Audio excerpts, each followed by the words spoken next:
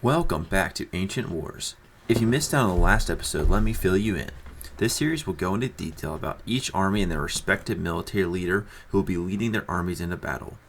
Each army will be technically brought back from the afterlife to show this world their military might.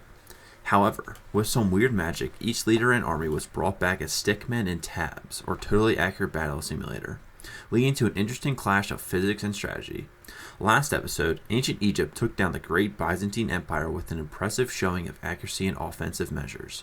So grab something to eat because this episode will be tackling ancient China and the Roman Empire to see who has what it takes to move on. However, since last time, there has been a slight change to the contest. Athens and Sparta could not behave themselves and had to be eliminated, which meant great news for the Macedonian Empire and the Gupta Empire, who have now had a bye week and will automatically advance to the next stage. With this little bit of information out the way, let's head into tabs and look at our contestants. Welcome back to tabs. We will start by going under the great Roman Empire under Julius Caesar. For a bit of history, Julius Caesar lived during the late Roman Republic, a time marked by political instability, social unrest, and military expansion. By the 1st century, Rome had conquered multiple territories around the Mediterranean, leading to large amounts of wealth that led to lots of corruption in governance and intense political rivalries. This time was also plagued by multiple civil wars. Near the end, Caesar would win his own civil war and become the leader of Rome.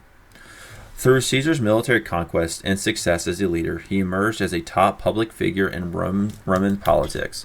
And his conquest of Gaul, he was brought immense amounts of fame, wealth, and a loyal army. But this also caused glaring rivalries with Pompey and the Senate, which would later turn into the Civil War. Julius Caesar definitely lived an interesting and extravagant life, with a sad ending towards the end. However, let's look at his impressive accomplishments as a general. During 13 campaigns, he was beaten only 3 times, but these losses did not have setbacks on the outcome of the wars. These wins gained him respect among his army and again fame in Rome. He would go on to conquer Gaul and extend the Roman rule all the way to the Atlantic Ocean. This crucial win, as stated above, skyrocketed his wealth and again political influence, which was a big driver of the Civil War since Caesar had a lot of influence over the Roman people, and they did not really like that he was where he was going to try and take Rome, so they tried staging a revolt that led to a civil war. And after a hard-fought battle, Caesar would prevail after winning the Battle of Pharissos and taking down Pompey. And before we get into ancient China, let's learn a little bit about how his army was maintained. Caesar maintained a strong bond with his army, leading to his army wanting to fight with him for everything. This could be caused by Caesar paying his army well as also distributing the loot from sieges to his army, and finally rewarded loyalty with positions. Again, definitely giving a driving force to the army to actually be proper and go into training. Definitely having salary and having loot from successful missions helps improve that drive of each army. And another thing another thing that Caesar did, he would fight on the main lines with him or with their army, again showing that he was one of the soldiers and not just a leader that commanded them, which helped one with having them like him and just help each soldier just want to fight a little bit harder. And then to what they ate, the army would eat basic foods such as bread, beans for protein, and on special occasions they would eat meat. And then again, if they were by the water, fish could be eaten, and vegetables were another big thing. Breads, and again, most armies would eat bread at this time just because it's easy to travel with. Beans, another easy thing to travel with that provided protein, which is huge when you're marching and you're carrying a lot of stuff. You burn through a lot of calories, and you need that protein to kind of get back into it. And again, most of what they ate kind of help just for a balanced diet as much as they can on the road. And then again, on special occasions they would eat meat, which obviously they liked a lot. But now let's move on to ancient China and the great strategist Sun Tzu.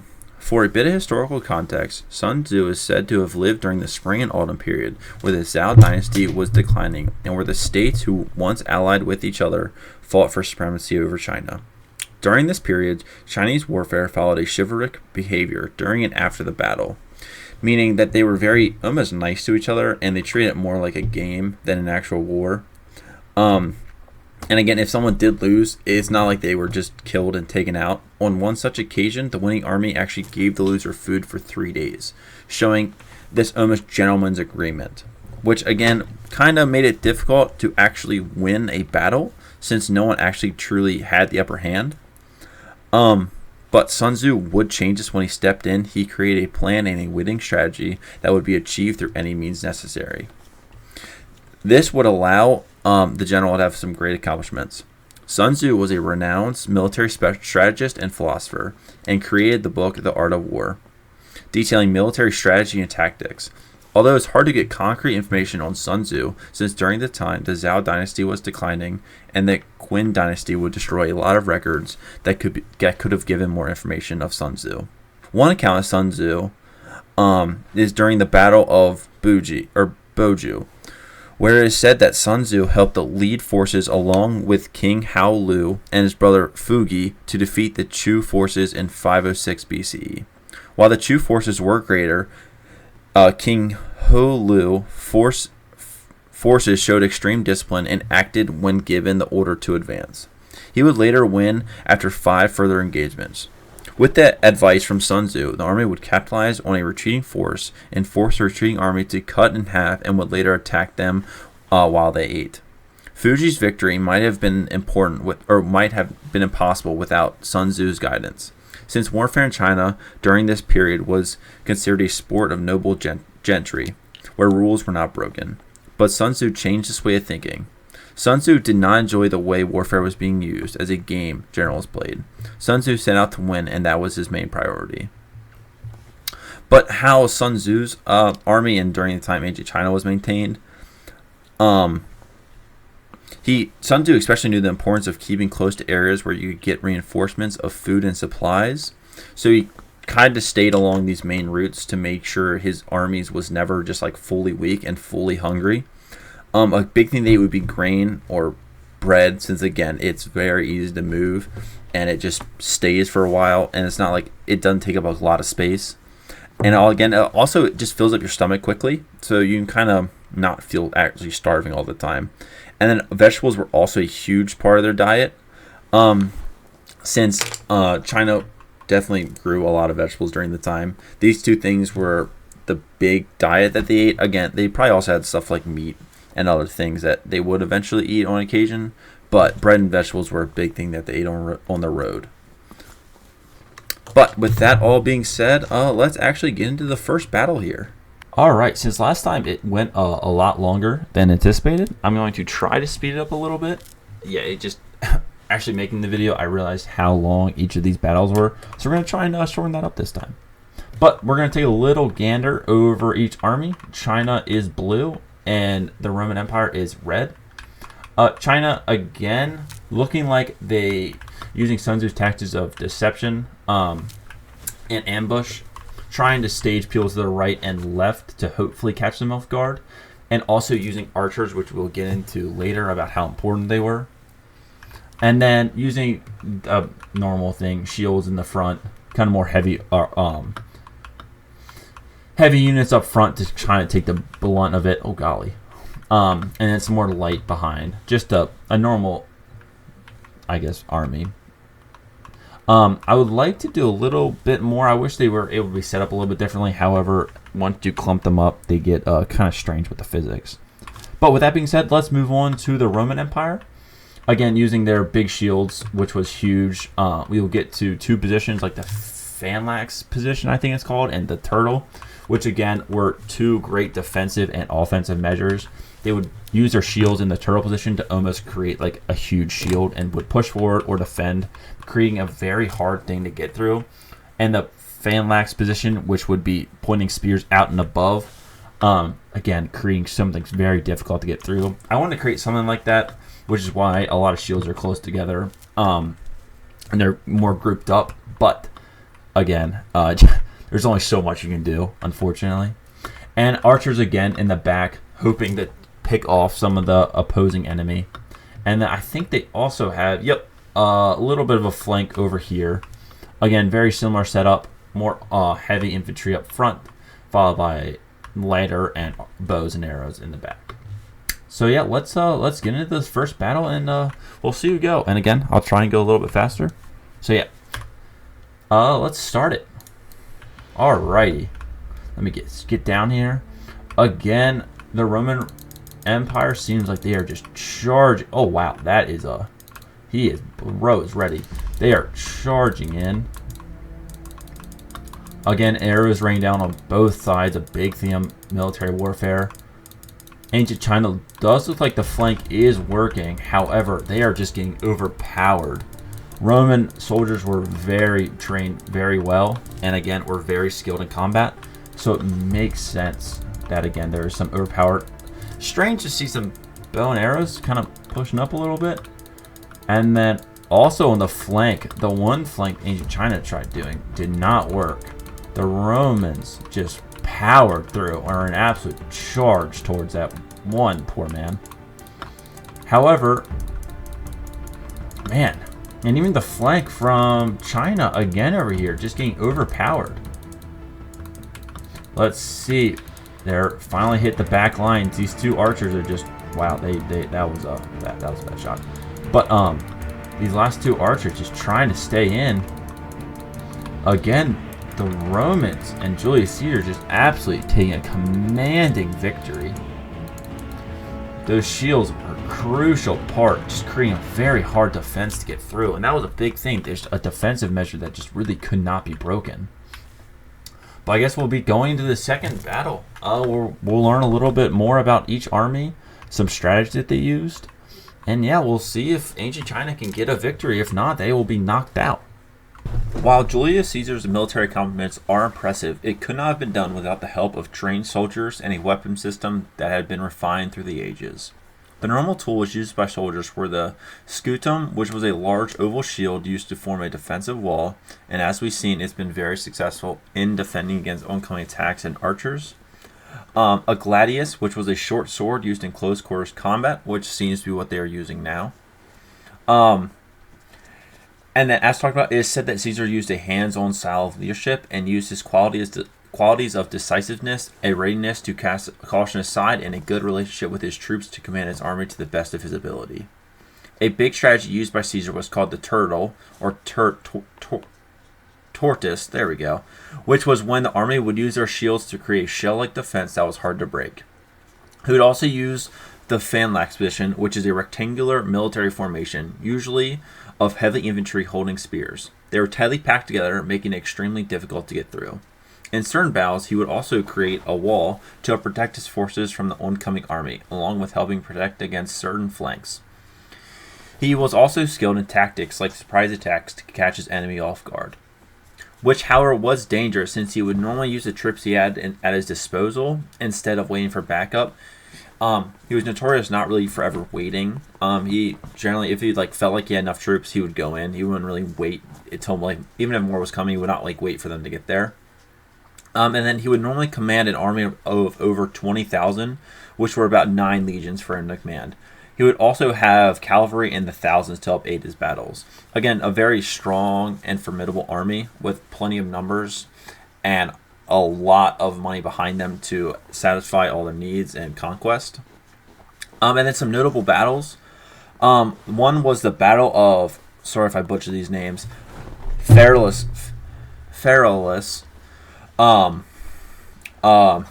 Was the Gaul, and alright, we're just going. Another battle, some of the notable battles was the Gaul campaigns, which is one of the most impressive military achievements. Over the course of 8 years, Caesar led a series of campaigns against the Gallic tribes and would eventually bring the entire region under Roman control. But another notable battle was the Battle of Munda. Leading up to this battle, an assassination of Caesar's political rival led Caesar emerging as a dominant figure.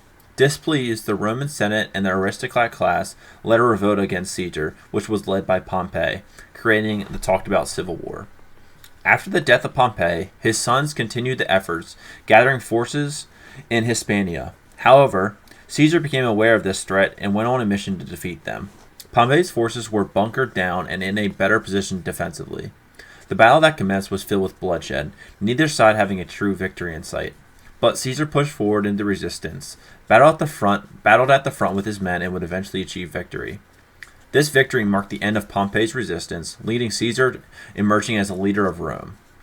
However, Caesar almost lost this battle, losing 1,000 men, while other battles, like Pharos and Thapsus, where he lost 250 respectively. While these numbers don't seem extreme, given the time that, like now, where we lose like 50, 100,000 soldiers in a fight like this, there were also no rifles or cannons, leading to the combat being face-to-face, and with shields blocking arrows, it was hard to kill lots of men at a time without being overwhelmed. So most of the casualties came from when an enemy was almost near defeat, and then the enemy would just be massacred. So it was due to this that it is crazy that Caesar lost 1,000 men, where again before he only lost 250. So it was definitely a bloody battle. And Caesar would also say that this was kind of not the smartest mistake, and it was probably the closest battle he could have lost. He said he should have definitely gotten a better defensive position and should not rushed in. However, this, I guess he was pretty steadfast and ready, but this revolt would be the reason he would gain power over Rome, and I guess would be a good reason why he was pretty hasty to win.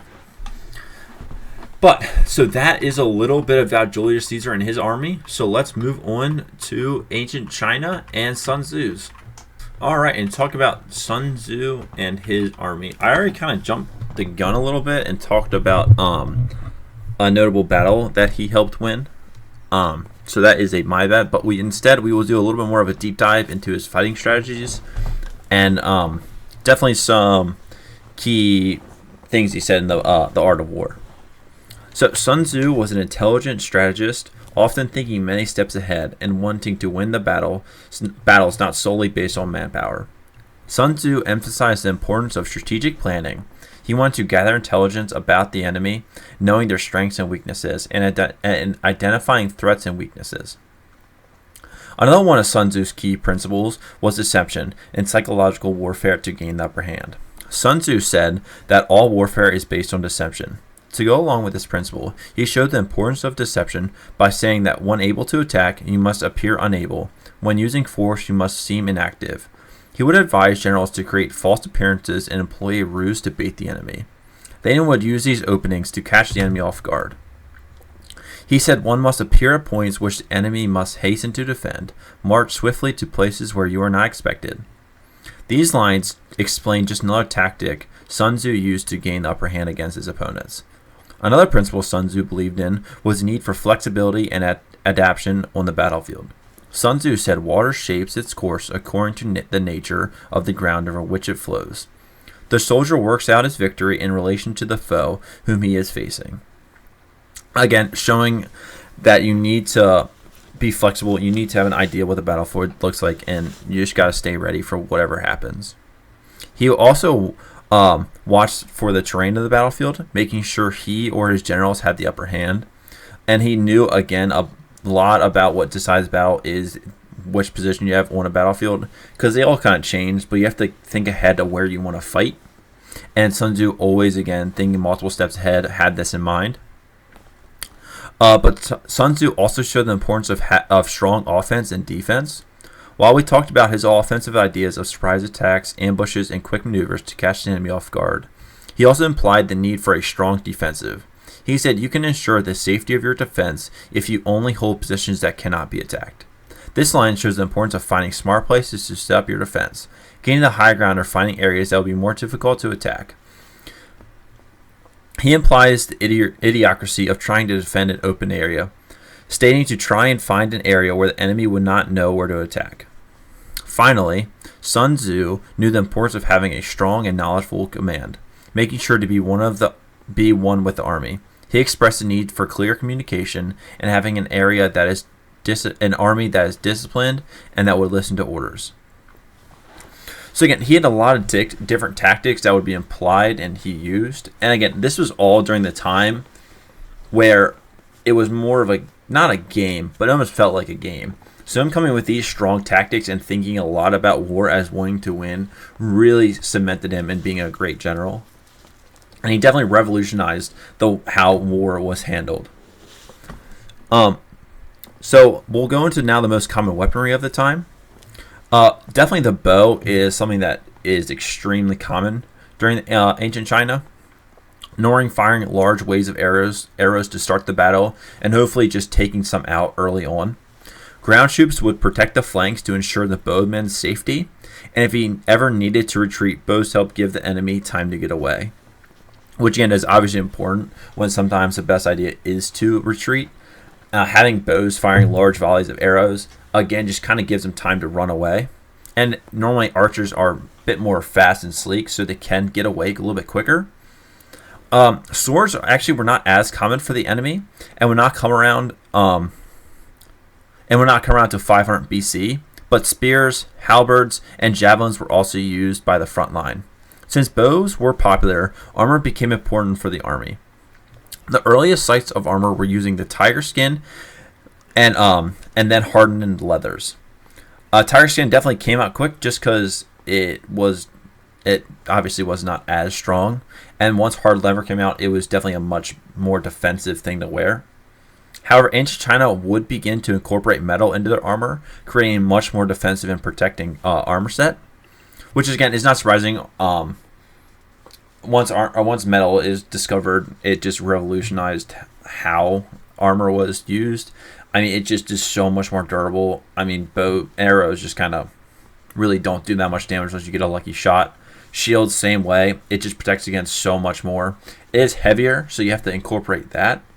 However, it would still be worth it to use since the armor you get is just insane. The front lines would also carry shields to help protect against incoming arrows and attacks. Another important area of the ancient Chinese army was chariots. In Sun Tzu time, most chariots were carrying bowmen and helped provide a shock factor. But sometimes these chariots would carry spearmen as well. And again, Sun Tzu obviously thinking he knew shock factor was another reason he could win. So using chariots to just kind of rush in and go towards an enemy would be extremely important for him. But these were some of the bigger tactics Sun Tzu implied. And not too much is known about the battles he was in. We do know that he didn't really ever fight in the battle. He's not like Julius Caesar where he was in the front line. He was more of a strategic man behind the scenes, plotting how and where to position the enemy and thinking about things. So he was kind of almost like a philosopher, and he was a philosopher, but a philosopher of war. But just his book he wrote has so much great tips on it and like how to be a proper general and thinking ahead, doing a lot of smart things. So if you do want to see more about Sun Tzu and his ideas, definitely look into The Art of War. It's a great little book about military tactics that could also be used just for a lot of parts of life. But with all that being said, let's get back into this battle. Let's see if ancient China and Sun Tzu can face off and defeat Julius Caesar and his army. Again, if they do not, they are eliminated, and Julius Caesar moves on. So let's get into it. Alright, after learning about each army, let's get into the battle. Beforehand, let's take a little bit of look at the different layout of each army. We'll first start with Julius Caesar's army. Again, following a very similar way to they did in the first round, bunching up armies, using their big shields to protect against oncoming attacks. Again, we actually have Julius Caesar this time. Again, in the front lines with his army, helping attack. So that's pretty neat to see. Archers in the back, helping just try and pick off enemies. He also has a little bit of a flank, hopefully, on this side. Again, very similar. Using his front linemen, using the shields to protect against attacks with bows and arrows in the back. And we also have another little legion over here. Very similar. Shields and arms, just to hopefully push and attack the enemy. But let's pop over and see Sun Tzu's army in ancient China. they've changed up a little bit. I think electing for a little bit more shielded approach. Hopefully going to be able to catch them off guard. I see they have a little bit more of a flank position over here. Now, granted, there's one tree in the way, so it's probably not that much of a flank. However, a little more arrows in the back to hopefully try and pick off.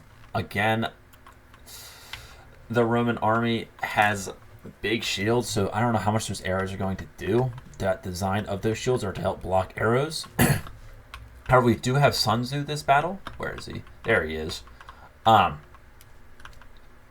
I don't know if you'd be using a sword in real life and telling you it wouldn't be here, but I thought it'd be fun pitting up against Julius Caesar himself. And then we have another little army back here to hopefully catch the Romans' army off guard. But yeah, I think it's kind of similar. They have a little more arrows in the back here. But with all that being said, it's only one thing to do and start the battle. So let's get it. And real quick before I start, I will also try to go a little bit quicker than my first episode. Sorry again. Definitely went longer than anticipated. So with all that being said, let's get into the fighting. Again, ancient China needs to win this. So let's see if they can pull through. Alright, again, Julius Caesar and his first line absolutely charging in.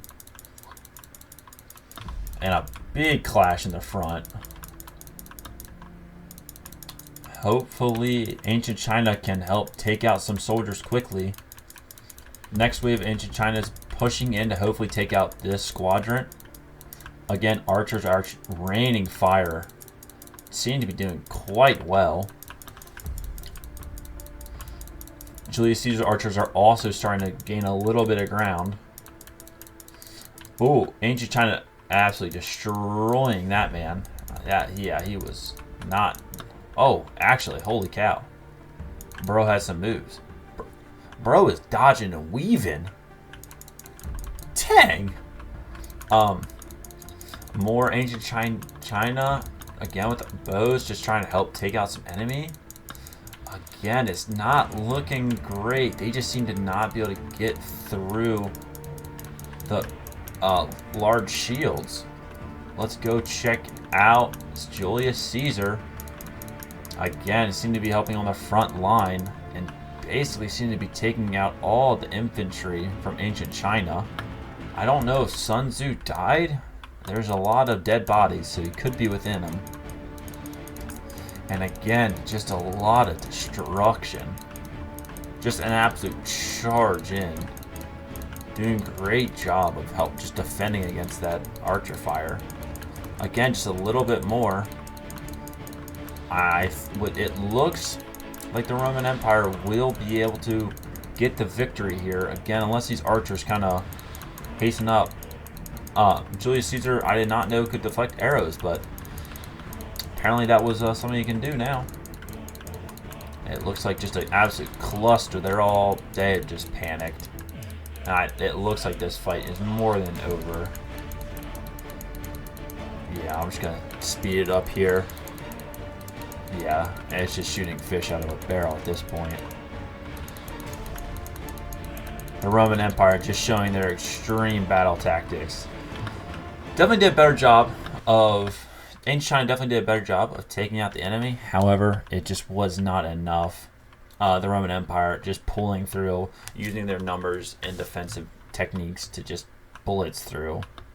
Sun Tzu might have maybe done something a little bit differently. He was probably more behind the scenes, so he probably was a little flustered in battle. We won't hold too much against him. He's a great book, a lot of information given. But with all that, the Roman Empire is moving on to the next round. So I will see you at the next one. Thank you to everyone who's watching, and hope you all have a good day.